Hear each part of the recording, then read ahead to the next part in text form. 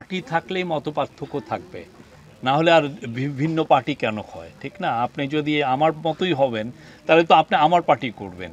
তো সেই জন্য পলিটিক্যাল পার্টির মধ্যে ভিন্ন মত থাকবেই।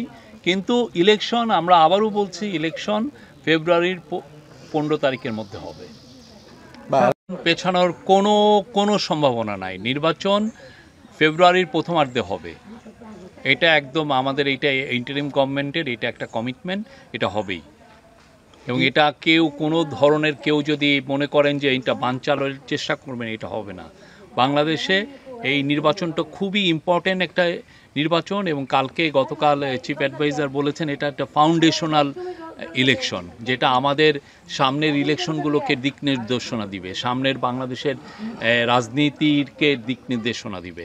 তো সেই জন্য এই ইলেকশন ফেব্রুয়ারির প্রথমার্ধে হবেই। এটা আমাদের এই গভর্নমেন্টের, ইন্টারিম গভর্নমেন্টের এটা কমিটমেন্ট। আচ্ছা, আরেকটা ইস্যু আছে।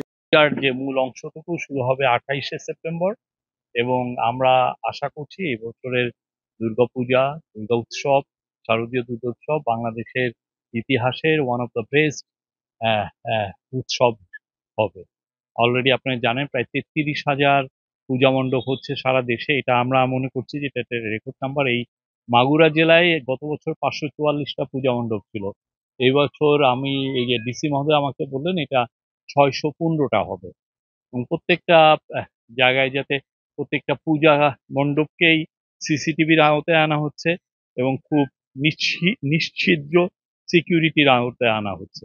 আমরা আশা করছি এটা খুবই উৎসবমুখর হবে, এবং সবাই পার্টিসিপেট করবেন খুব উৎসবমুখর। দৈনিক বাংলাদেশ মিডিয়া, সত্যের সন্ধানে সারাক্ষণ।